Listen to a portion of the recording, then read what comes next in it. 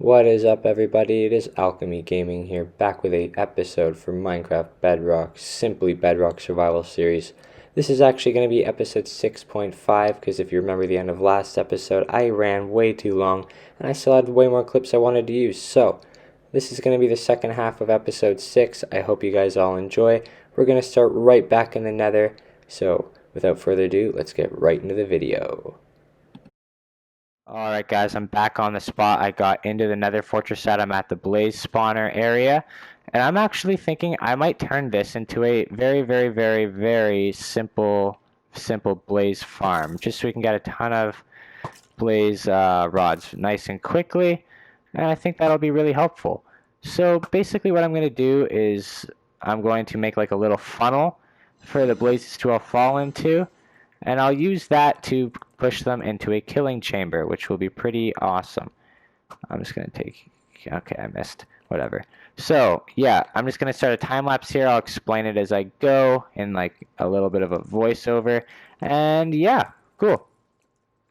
Okay, guys, so before I start explaining how this farm works and the steps involved in making it, I just want to let you guys know that the original creator of this farm is not me. I got this from a guy named JC Plays. He has an amazing YouTube channel where he shows you bedrock farms. I definitely recommend him. I will link his channel in the description. I use his channel all the time for finding my types of farms that I use on my worlds, personal and the ones I will be eventually making on this one. So yeah, you can expect to see a lot of hear a lot of about him from me over the course of this series. So anyways, let's get into the process. Okay guys, so what I'm doing in this step is just hollowing out every block within a 4-block radius of the spawner block. That way no blazes will be able to spawn anywhere but within the farm that I build. And if you want to get more into like the spawning like mechanics and the technical stuff behind that, definitely check out JC Plays' video. I don't want to steal his thunder on this or anything like that. I think that would be a cool thing to do, so I'll sort of be a little brief with my steps here, just so that I'm not like making a carbon copy of his video. But yeah, like I said, all I'll be doing here is just mining out in a 4-block radius from the spawner, and then I will be going 10 blocks below the spawner with that same radius cleared out. That way no blazes will be able to spawn anywhere but within the farm, like I said. So I'm just going to fast forward through the rest of this step and I'll get on to the next one.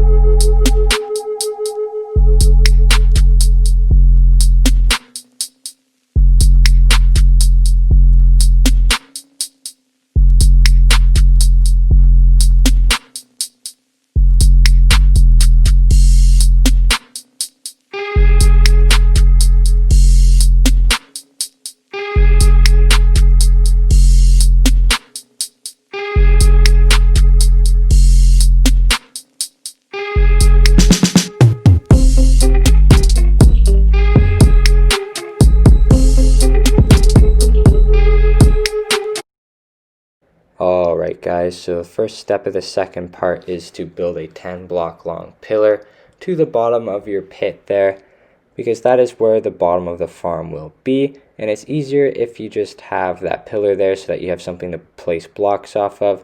And once you do that, 2 blocks above your head, so that 3rd and 4th block up from the bottom of your 10-block deep pit you're just going to place 2 blocks on either side, just like I did here. Although I am going to replace these blocks because I don't want my farm to be made out of netherrack. It breaks way too easily. But yeah, so as you see here, I'm just going to build the farm out of nether bricks. It looks pretty cool. And I'm just going to place these blocks in 1, 2, 3, 4, and 5, 6. Okay, so once you do that, you can break that pillar that you built up there. I'll break the rest of the top part afterwards once I get up. And now you can pillar up to the next level. So from here, we're just going to build out, not with netherrack, sorry, with nether brick. We're just going to build out on all of the corners like that. And then in the middle of each side, we're going to place 1 more block. So once I do this, we'll be able to go on to the next layer. Last block, oh, get rid of this magma cube, there we go. Okay, place this last block. There we go, and then I'm going to pillar up 2 blocks on all of the outer blocks so that it gets a little bit wider on the inside, just like you see here. So once I do that, I'm going to repeat this process where I just place a block along the outside of every single block. And then I am going to pillar up 2 blocks on top of all of these outer blocks. This is just to make sure that the blazes all funnel into the middle properly. And it's very important that you place your blocks correctly here, just so that, yeah, you know, they don't fall out of the farm. So I will pillar up these 2 blocks, yada, yada, yada. And then once I do this, I'm going to do the exact same step one last time, except instead of pillaring up 2 blocks, I'm going to pillar up 3 blocks.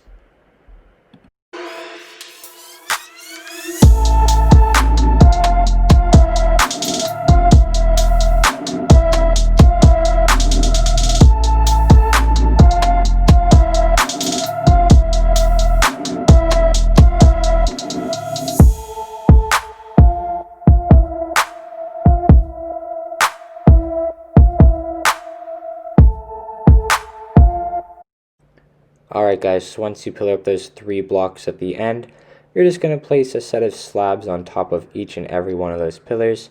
That way no blazes will be able to spawn on top of these blocks. They will all stay inside of that cone. Because I can't remember if I've said this in previous episodes, but mobs cannot spawn on bottom half blocks. And if you place slabs on top of these blocks, they will be the bottom half of the block, and therefore the blazes cannot spawn on them. Alright guys, so the next step of building this farm is to build the killing chamber. And to do that, we need to build these last 2 steps down, just over our heads here, and we need to actually extend the bottom out. So on 2 corners, you're actually going to extend the farm out and break the blocks above so that there's a 2x2 hole in the bottom. So as you can see here, there's some blocks above my head right now. They will actually have to be broken. And it will make the shape of the funnel a little bit wonky, but that's okay. It just means the blazes will fall straight to the bottom a little bit faster if they were over where those blocks once were. So I'm just going to grab a few more nether bricks. My inventory is extremely full right now. Let's see here. Maybe I can grab them. I need to move over actually. Okay, nope. Okay, there we go. I'll pick up those ones. See if there's any more around here. Doesn't look like it. But I will just continue building this to the very bottom. I'm also just going to light this area up just in case. But with those extra nether bricks I just picked up, 7 should be enough. I'm just going to build down here, and right here. So I now have that 2x2 hole. I broke out those 2 blocks, or those few blocks above my head. So the farm is a little bit wonky shaped now, but that is totally okay. And now we are on to the buttons. So as you can see, what I just did there was place a button on that block above my head there, and I will show you why in 1 second once I get back to the top of this farm. So what is interesting about mobs is they see things like trapdoors, buttons, things like that, like just little blocks. They see them as full blocks. So their AI will actually allow them to just walk onto the button, and since buttons don't actually have a hitbox, or like a hitbox that can be stood on it, I mean, they will just fall straight down. But since their AI believes that there is a full block in place of that button, they will not hesitate to walk off, and that way we can trick them into falling to the bottom. So as you can see at the bottom there, that button is beside 2 blocks, which means if a blaze was on there, it would willingly walk off those 2 blocks into the bottom. And I'm going to do this same thing here with these buttons here. I'm going to make sure every block that can be stood on by a blaze has a button next to it. And that way, no matter where the blazers are standing inside of this farm, they will be more than willing to jump right off down to the bottom where they will die. So I'm going to do this on this middle layer, place a button there, place a button there, and place a button there. So, and oh, of course, one more there. Sorry, I almost forgot. And since I placed that one at the bottom there, make sure you don't forget that one, guys. I now have 3 layers of buttons, 4 in the middle, 1 at the bottom, and at the very top, I should have 1, 2, 3, 4, 5, 6, 7, 8. So, with those buttons in place, the farm is nearly done. All I have to do is put in something called a trident killer. And for that, I am actually going to have to give myself a little more room to stand down here. I will fill these blocks back in after, and I will show you guys how to make the trident killer now. Alright guys, I'm back. Hope you enjoyed the fast forwarded section there. I hope so. I finished the farm except for the killing mechanism, and that is going to go at that bottom area, at the bottom of that pit I dug. And for that, I'm going to need 8 observers, 2 chests, 2 slabs, 4 pistons, 1 hopper, 1 minecart with hopper, and 1 lever.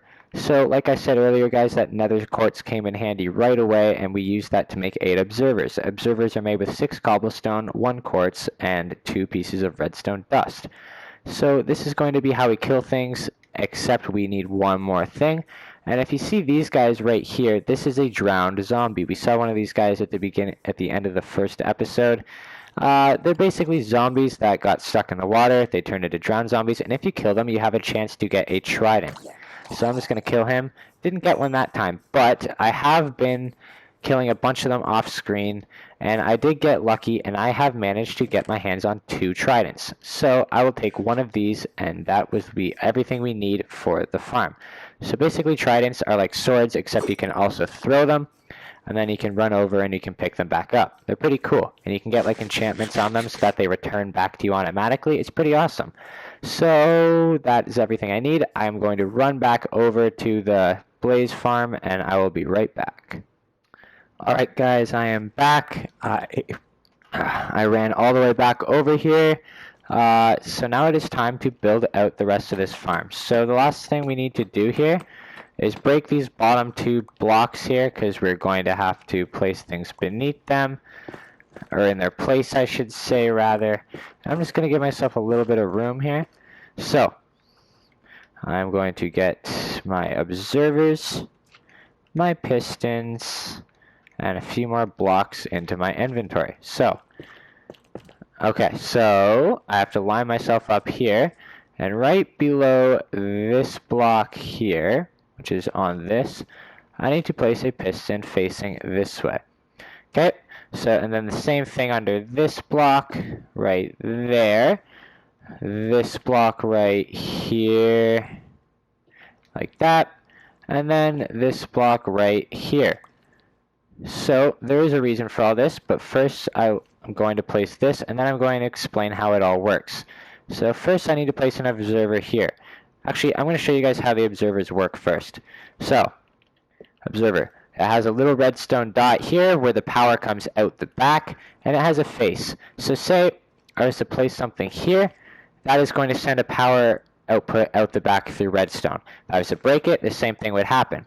I might try and show you exactly what I mean here. So, you see how it flashed really fast there? That means that it sends a power signal out. So the same thing happens when a piston extends and retracts. It is going to send out a signal. So if I place one there, with it looking out there and the arrow facing back this way with the redstone facing this way, this is going to detect whether this piston is pushed out or not. And then if I do the same thing here with the front side looking at this observer and the back side facing into this piston, when this lights up with a power signal, this is going to sense it, this is then going to light up, and which will power this piston and extend it. So we're going to do the same thing all the way around this circle, or square I should say. And then, okay, 1 second, I'll just place this last one, then I'll fight this magma cube. do that. Alright, so what that is going to do is send a circle, like a redstone signal in a circle, which is pretty useful because then we can make the redstone, or not the redstone, the pistons fire one at a time in a circle. You know what I mean by that? I'll show you as soon as I get rid of all these damn magma cubes. But, okay, I will show you as soon as I get rid of these. Oh my god, there's so many. Okay, last one, I believe. Didn't have this problem while I was not trying to talk while I was building the rest of this farm, so of course I get that problem now. But I'm just going to fill this in. Okay, make sure all of these blocks are filled in here. They are not. That needs to be done. It's important. Okay, and I'll put that back. Alright, so now if I take this lever here and I extend this piston, you see how they all go one at a time? So if I was to retract this piston with this lever, I leave it. This is going to sense this retracts. This is then going to sense this sensing that. That's kind of confusing, but that's how it works, which will power this. And then it'll all go in a one big circle over and over and over endlessly. Watch. See how it's just never going to stop. They're always going to go in a circle like this. This is called a trident killer. So this trident killer is going to be what kills the blazes. So, whoopsie. If I just fill in these holes here, and then I place blocks all over this, like this, perfect. And then I take a block here, and then I place a slab right here. This is going to allow me to get the XP when all of the blazes die, which is pretty cool. I'm just going to turn this off with the lever here. It's going to force this piston to stay extended. I need to go 2 blocks down. And then oh, sorry, I meant 3 blocks down. I am kind of dumb. I was still a little flustered by all those magma cubes, I guess. But make sure that the blocks under here stay there. But you're going to mine out like this. So, once you are 1 block like in from the observer, so you will be like on that block right there in front of this observer there, you are going to place a block. Sorry, not a block. You're going to take these 2 blocks out, then these 2 blocks out. You're going to place 2 chests. You are then going to place your hopper. And then, oh no, I forgot rails, but you will place a rail on top of here, and then you will place a minecart on top of that. I'm just going to cut and run back, grab some rails, then place those in that order. I will be right back. I'm sorry, I'm forgetful. Alright guys, I'm back. I just ran back to my base, crafted up a set of 16 rails, placed the extra 15 in a chest because I'm only going to need 1. And I brought the extra one, or the last one I'm going to use over here. So I'm going to crouch, place that on top of this hopper, and then I'm going to place the minecart there. So then I'm going to block that in with an extra block to make sure the minecart never moves. And then I'm just going to build a little thing right here, or mine a little way in here, just so I can access this chest. This is where all of the blaze rods are going to end up. So, now the last step is to, oh, I am forgetful of that. Okay, so the last step is to take the trident, and it is going to be thrown right on this back piston, right there. And then I'm going to close this back up, and then the farm is actually ready to go, except for one last step. So, the last step involves using this last piece of blackstone slab. I just need to run myself back over to the top of this farm and break all of the torches on top of the spawner block, and then place this slab on top of the spawner. So if I do that, break this, you can already see them starting to spawn. I need to just do that so I don't get whacked. But I just need to take care of him. Okay. Go away, go away. Okay, go down. Oh god, I'm gonna die.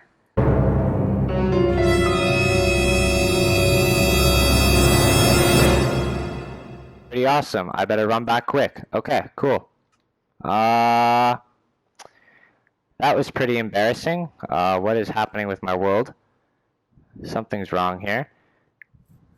Well, I need to run back very quick. I don't know what's going on with the world right now, but yeah, I didn't realize I was on such low health. So I'm gonna cut it here. I'm just gonna run back, grab all of my stuff, and I'll be right back.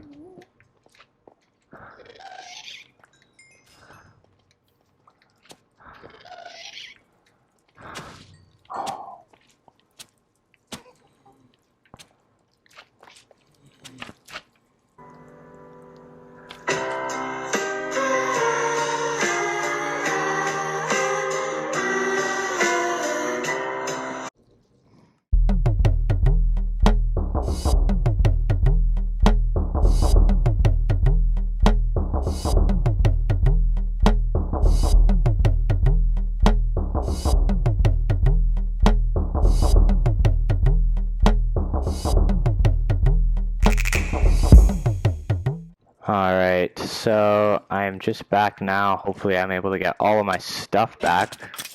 Oh, of course, if I die again, I'm gonna tweak. So, I actually died once on my way back over. Come here, buddy. Okay. So, I need to get up there because I'm pretty sure my pickaxe and shovel are over there.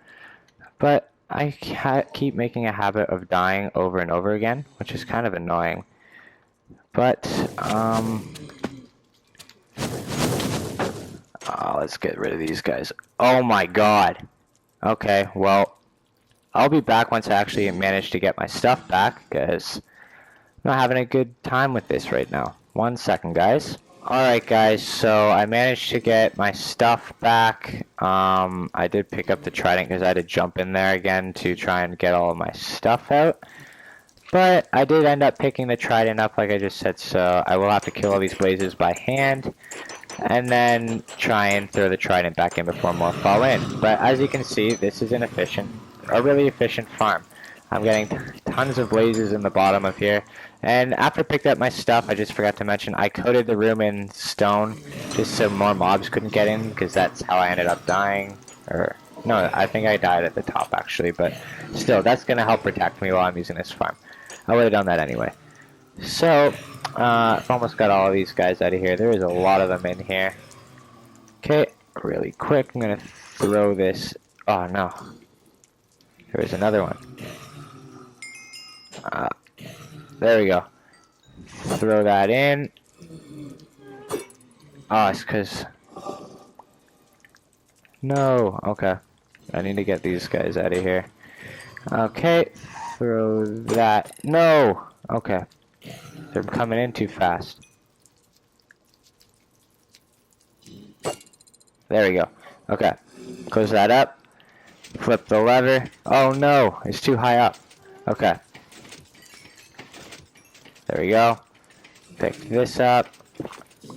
I'm going to just try and time this. There we go. Alright.